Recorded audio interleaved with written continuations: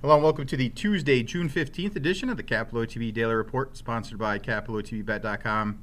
This is Mike Callahan from the Capital OTB Marketing Department. Hope you're doing well on this Tuesday morning, and a big Tuesday morning it is, with one of my personal favorites, Royal Ascot Week, upon us.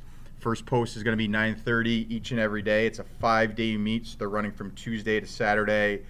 Deep competitive fields. You're going to see terrific value on some of Europe's best horses. You're also going to see Wesley Ward coming over with multiple horses as well, especially the 2-year-old races where he's had horses break their maiden, primarily at Keeneland or Belmont. And now he sort of points his horses over here, and I find one to be highly competitive on Tuesday. We'll talk about that here in a little bit. Then in the second half of the show, we'll give you a little bit of a rundown on this Tuesday here at Capital OTB as far as tracks go, and then we'll also talk about promotions in the upcoming week. But like I said, all eyes this week in the morning on Royal Ascot. Wanted to go over some selections. You're going to see my selections on Capital OTB TV. We're putting them on a slate and showing them before the races, and then also putting them on Twitter as well. And I thought I came up with some good value on this Tuesday, day 1 card of Royal Ascot. We'll take a look at race 2. It's the Grade 2 Coventry for 2-year-olds. This big, solid field of 17 horses. Primarily all colts except for one. Wesley Ward's bringing over a filly that is the morning line favorite at 5-2. Broke the maiden at Keeneland in April. Did so very impressively by 6 1/4. And again, she was really never asked. Yes, she's going to be facing the boys. We'll see if she's able to do it. But she's a bigger size filly. Go back and watch that replay at Keeneland. She just had a beautiful stride to her. I think she's going to be able to stretch out from the 4.5 to the 6th. And she was extremely quick out of the gate. Primarily, a lot of European horses, and a lot of these European horses that are running in this race, either one on debut or one second time out, but they normally tend to not break well. The fact that Coffee Maker, the 17, who is Wesley Ward, was able to break so sharply, the 2 works on the grass have been very, very good. I think if she's able to break clean and get a couple lengths on these horses, she may be able to take them wire to wire in here, and I do like her at 5-2. If you are looking for an alternative and you're not sold on the favorite in this spot, I think Berkshire Shadow is going to be my value play in here. The number 2 horse going out for Andrew Balding. Oisin Murphy's going to be aboard. This horse won on debut at Newbury and did so quite impressively. If you get a chance to go back and watch the replay, it was a race that was 5 1/4 on the turf. This horse blew the brake horribly. Was about 4 lengths behind the field as soon as the gates opened. Just did not, and it's going to be a concern going into this race, but was able to close on that field and get up to win by a half length. And again, now stretching out from that 5 1/4 to 6 furlongs. I like the added distance. If this horse is able to break clean and not give up as much ground as he did in the debut, I think he's a serious player at a generous price of 15-1. Definitely watch the board on this horse. I think he's one that's going to offer some value in here. Also, the 5, Dabab, is a horse that won on debut. Is 12-1 on the morning line. So again, if you're looking for a little bit of a price, I think this horse is interesting for John Gosden. Again, was very impressive as the odds-on favorite. And the fact that if you're taking a look at the weather conditions over there, because you always want to take a look, as they predominantly like to get rain, and a lot of these horses have run on softer goings.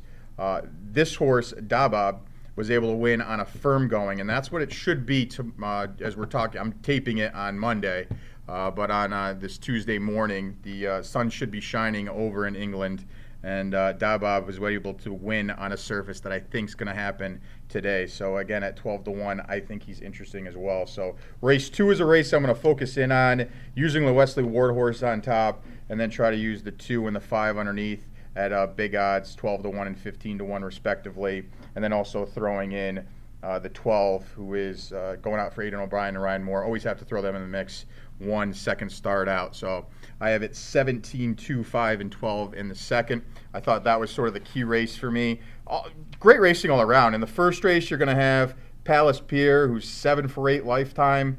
Only blemish was 3 starts back, but this horse has been razor sharp. Going to be odds-on, heavy favorite, but is one to take a look at. Batosh is going to be coming back as the defending champion, race number 3 that's going to happen on Tuesday.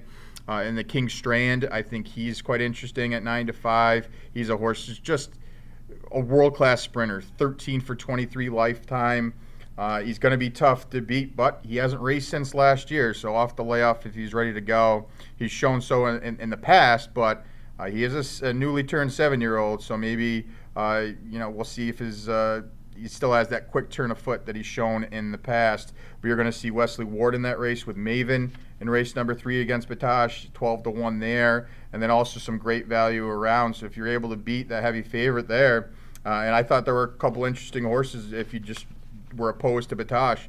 The 5, You Better Believe It, is a horse that came over to America last year, and in the Breeders' Cup Juvenile Turf Sprint finished a solid 3rd to Golden Pal. That horse threw in a little bit of a dud in the seasonal debut, but at 15-1, you're going to get some really good value, and I think You Better Believe It is one you want to use. Winter Power's another horse you want to use, the number 16 in race number 3. And then also, I thought Maven, who likes to go winging on the front end, the fact that this horse is cutting back to 5 furlongs, may be an interesting horse to use. We'll also take a look at race number 4, which I thought was a little bit of an interesting race. Highland Avenue, the number 4 at 5-1, and Mutastadaf, who's the 8. Those are the 2 horses I'm going to target in the Grade 1 St. James Palace.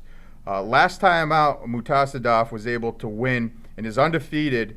He was in the better part of that track that day. Highland Avenue was on the rail. It really wasn't the place to be. If you watch, all the jockeys sort of went outside, and William Buick tried to get a little clever down on the rail. It just didn't seem to work out. Ultimately, Highland Avenue lost by a half a length that day, but I think can sort of turn the tides on the 8 and is going to offer some value at 5-1. Now with Charlie Appleby and William Buick together, you always have to throw them in the mix, but I think Highland Avenue will get the edge for me over Mutastadaf. And then also Battleground, a horse that people remember who came over and raced in the Breeders' Cup Juvenile Turf, finished 2nd to Fire at Will, who upset that day.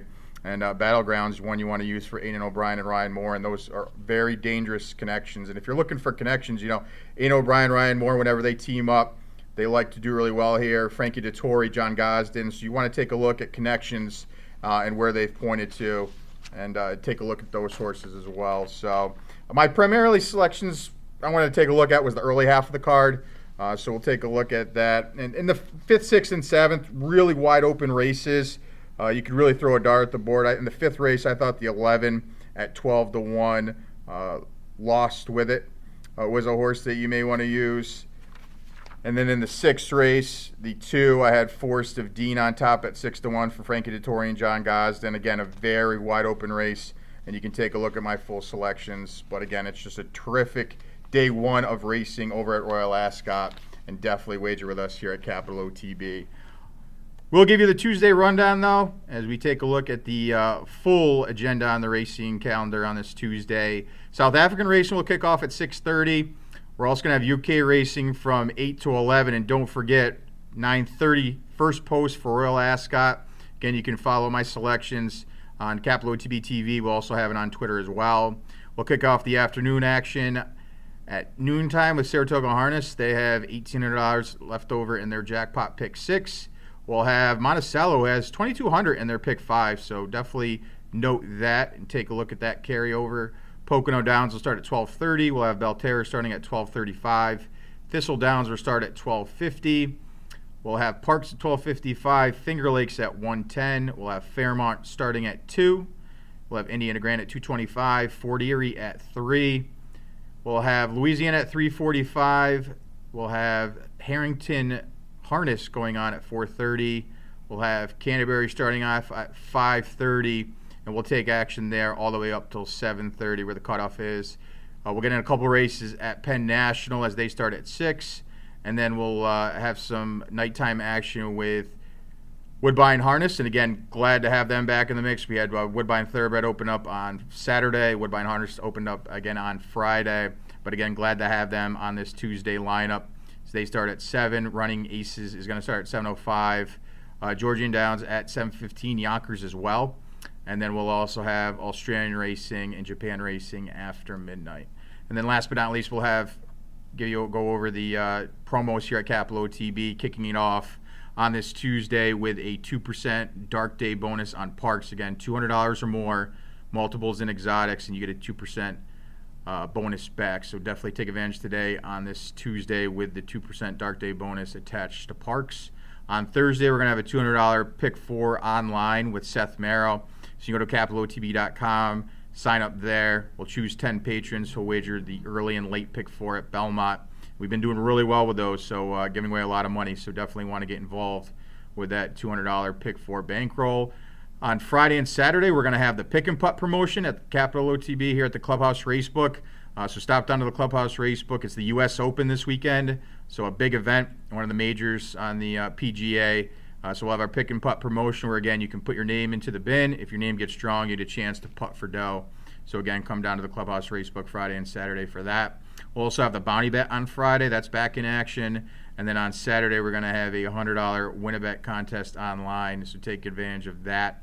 And then on Sunday, as every Sunday in June is, it's the match bet at the Clubhouse Racebook, again, 711 Central Ave. We also have the 3% Churchill Downs bonus going on, and we also have tourney bets going on this week from Thursday to Sunday. So, again, a lot of great promotions going on. We've been giving away a lot of money in our bankrolls, so definitely take advantage of our bankrolls to stop down for the pick and putt, which is always fun at the Clubhouse, the Bounty Bet, and the match bet on Sunday. So, again, I'll be back tomorrow to talk a little bit about day 2 of Royal Ascot. Until I see you again, take care.